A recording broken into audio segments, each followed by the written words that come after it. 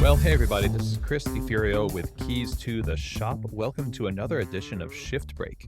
Today's episode is brought to you by La Marzocco, who's creating espresso machines by hand in Florence since 1927. They have been the standard bearer for innovation, quality, consistency, and beauty all over the world. Some of the best coffee bars on the planet use La Marzocco. I've used them so many times throughout my career. I absolutely love the product. A great example of that innovation that I talked about is an espresso machine called the KB90 that uses straight-in locking portafilter technology for better ergonomics, locking in the portafilter. You've got scales in the drip tray for better extraction precision, and then you've got the group head that has auto flush as a feature, which keeps things clean effortlessly and helps your workflow.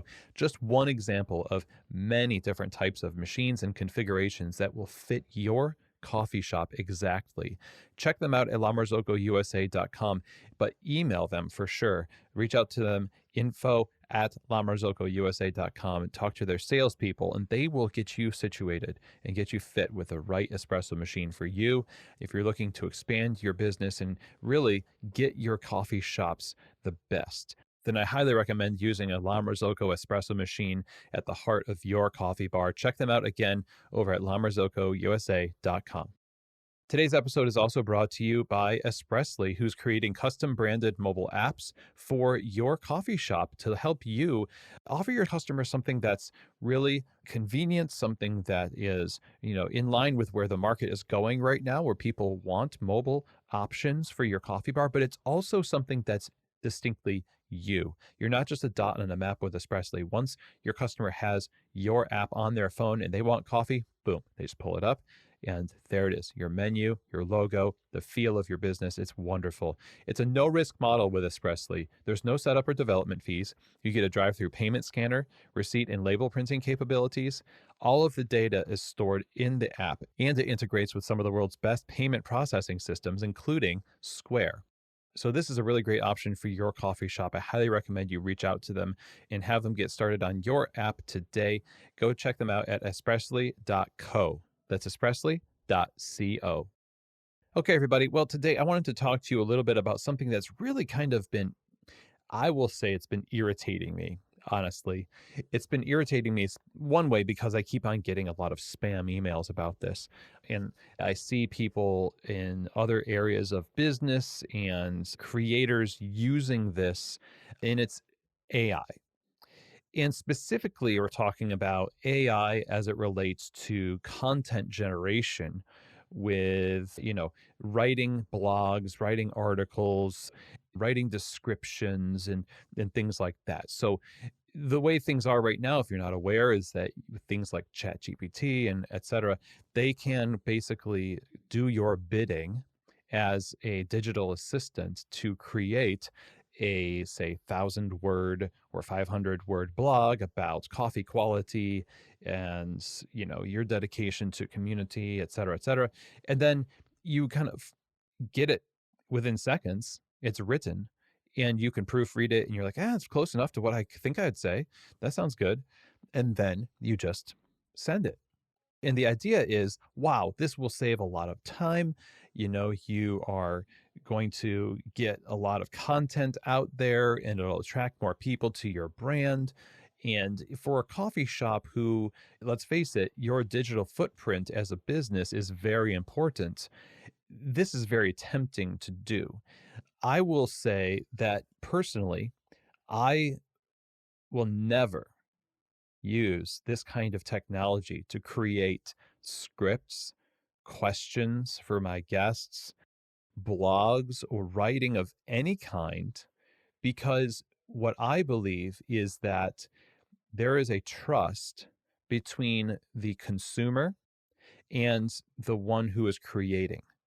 If you use ChatGPT to create a blog or something like that, I don't think you could really call yourself the creator. You're the input, you've done what I could do potentially, There is a trust there that as a consumer, what I'm interacting with is the product from the hands. And in the case of a podcast like this, you're interacting with the thoughts from my head or the experiences of a guest on the show, or even the questions that I ask my guests, those are generated from a lot of hours spent thinking about and creating like the flow of like what I would think we would want to listen to or hear on the show.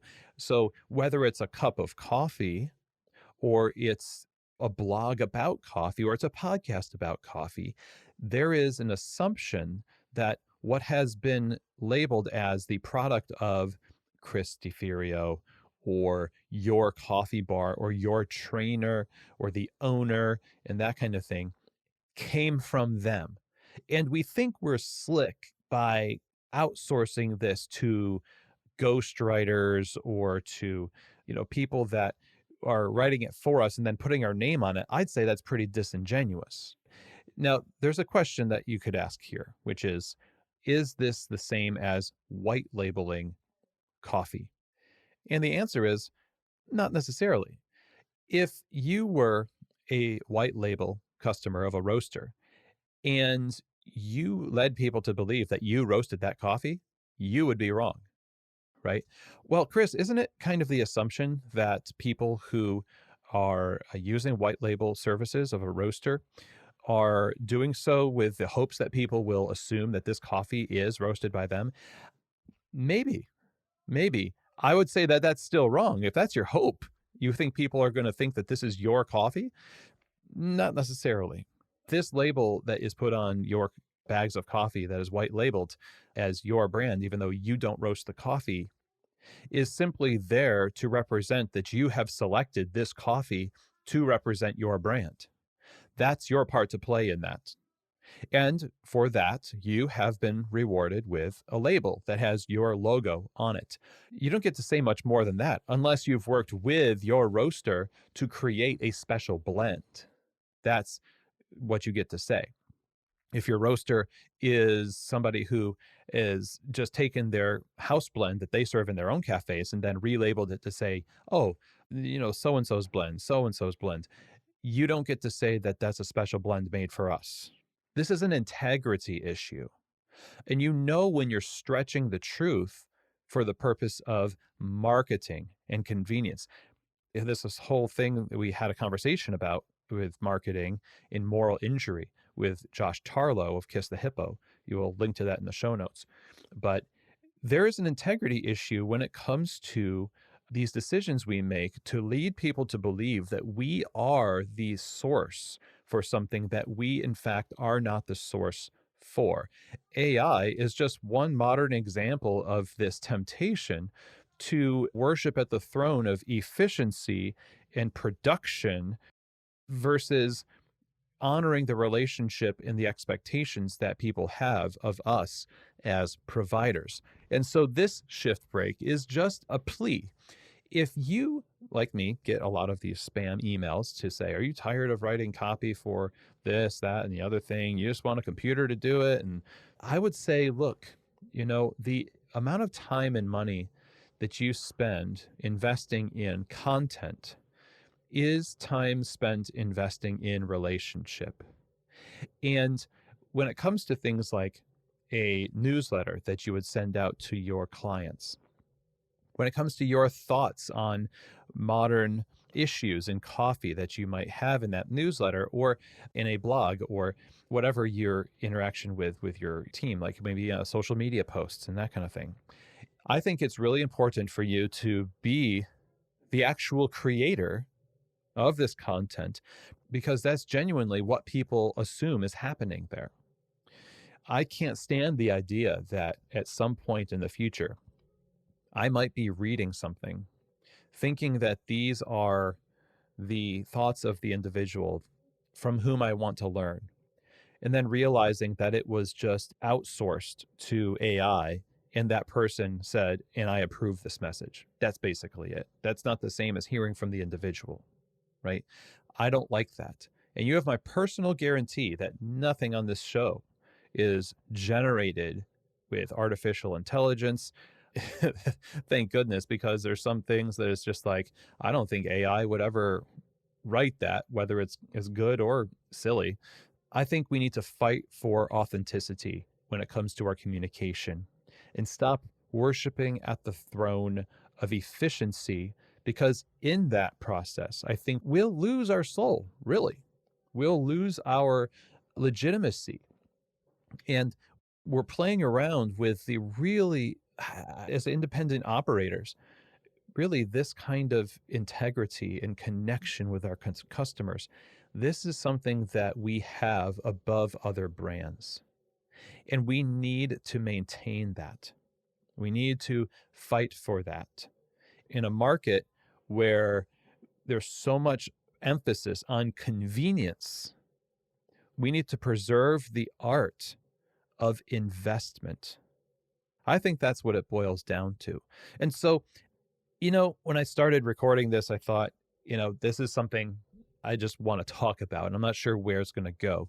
I feel like we've explored it sufficiently, and I'm interested in your thoughts about AI content generation in coffee for your coffee brands, maybe what you think about white labeling and really the issue of integrity and honoring the integrity of the relationship between the creator, the purveyor, and the consumer, and having accurate representation. If you want to really wrap your head around this, think about the fact that a lot of our conversation is focused on accurately representing the coffee that the farmers have invested so much into. Those of us who are conscientious about this don't like the idea of misleading people to believe a certain thing about a product that is not true, because we owe it to the people who've invested a lot into it to accurately represent that. And we owe it to ourselves, and we owe it to our customers to accurately represent ourselves to them, because our brand is what they're trusting. And we can't ruin that trust just because technology comes along and says we can do something. Doesn't mean we should. If Jurassic Park has taught us anything. I hope that this makes sense and it's not too much of a rant for you today. Let me know what you think, of course. I hope that you are following the show on Instagram at Keys to the Shop, and you can always send me a DM there and email me, chris@keystotheshop.com. Always happy to have you along, and don't forget to subscribe, share this episode with your team, with your friends, and I will see you here next week on another edition of Shift Break from Keys to the Shop.